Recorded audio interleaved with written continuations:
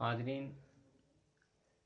हम पिछली नशस्त में मुंशी प्रेमचंद की नावल निगारी के सिलसिले में गुफ्तगू कर रहे थे। गुफ्तगू का सिलसिला पिछली बार जहाँ से मुनक़ता हुआ था उसी कड़ी को हम आज आगे जोड़ रहे हैं और प्रेमचंद की नावल निगारी की बाज़ खुसूसियात की तरफ इशारा किया गया था। बहुत से ऐसे पहलू हैं जो अभी बाकी रह गए थे, वो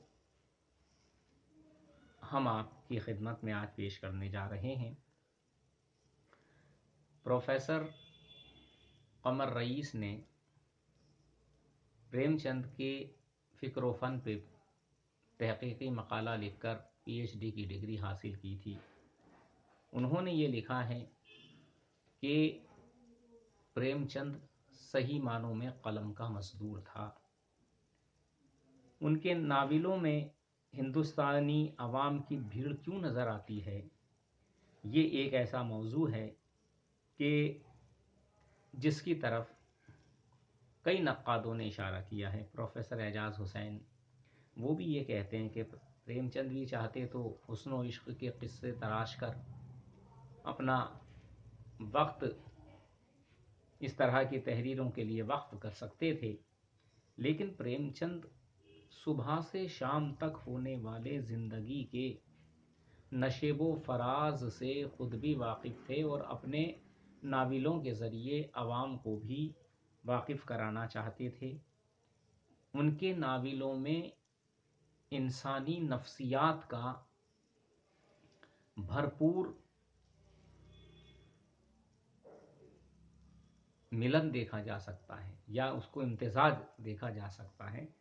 यानी वो पूरी आगही के साथ, यानी नफ्सियात और आगही या इसको फ़िक्र आगही कहिए, उसका मेल मिलाप, उसका मिलन, उसका इम्तिज़ाज उनकी नावलों में मिलता है, जो उनके किरदारों के ज़रिए आगे बढ़ता हुआ दिखाई देता है। उन्होंने ज़बान में तसन्नो और बनावट के बजाय हकीकत निगारी को अपना शेवा बनाया।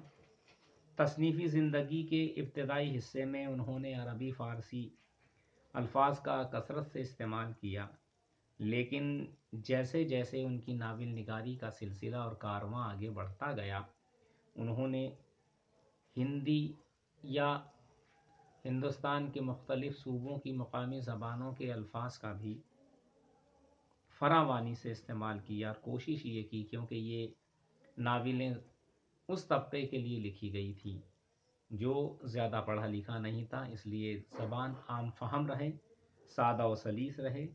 प्रेमचंद के नावलों में हकीकत निगारी का बार बार तस्करा किया जाता है, हमने भी जगह जगह इसका इशारा किया है। हकीकत निगारी दरअसल हम ये सोचते हैं कि तरक्की पसंद तहरीक की देन है। ये बात अलग है कि तरक्की पसंद तहरीक ने इसको ज़ोर शोर से उठाया, लेकिन इसका मुतालबा उससे पहले हाली ने अपनी मुक़द्दिमा शेर व शायरी के नाम से मंजर आम पे आने वाली किताब में कर दिया था। वो कहते थे कि ज़िंदगी और शायरी या अदब का रिश्ता ऐसा है कि जिसमें सच्चाई, सदाकत, हकीकत का होना अज़हद ज़रूरी है। प्रेमचंद के नावल उर्दू नावल निगारी के लिए ऐसी बुनियादें फराहम करते हैं जो आने वाले वक्त में उर्दू नावल निगारी की रोशन तारीख़ को मुरतब करने में मुआविन साबित हुई। हालांकि बार बार उनके नावलों का जिक्र किया जाता है, वो नावल जो आज भी हिंदुस्तान ही नहीं, हिंदुस्तान के बाहर भी पढ़े जाते हैं, जिनका ट्रांसलेशन पूरी दुनिया में हो चुका है। उनमें जैसे जलवाए इसार, बाज़ार हुस्न, गोशाए आफियत, गबन, चौगान हस्ती, पर्दाए मजाज, मैदान अमल और ये बेवा, वो नाविल हैं जिनके ज़रिए प्रेमचंद का एक ऐसा किरदार हमारे सामने आता है कि जिस शख्स ने हिंदुस्तान की सच्ची तस्वीरें दिखाकर अपना फरीज़ा अंजाम दिया। गौदान उनका वो नाविल है जो फ़नी तकमील की बेहतरीन मिसालें पेश करता है। ये नाविल, जैसा कि मैंने पहले भी अर्ज़ किया, है गरीब किसान की ज़िंदगी पर एक तबसरा है, और वो होरी तो एक मिसाल है। प्रेमचंद ये बताना चाहते हैं कि किसानों की हालत होरी जैसी ही है। महज एक होरी नहीं बल्कि कई किसान होरी जैसे हैं। वो अपने किरदार के ज़रिए या अपनी प्लॉट निगारी के ज़रिए मकसद हयात को मलहूज़ रखते हैं।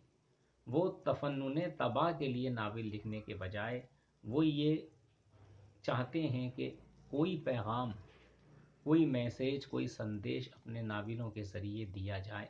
और उन्होंने अब तक जो मैसेज, जो संदेश, जो पैगाम अपने नावलों के तवस्सुत से हम लोगों को, ख़ास तौर से हिंदुस्तानियों को दिया, वो आज भी कायम व दायम हैं, और आने वाले लोगों को भी वो दावत फ़िक्र व अमल देता रहेगा।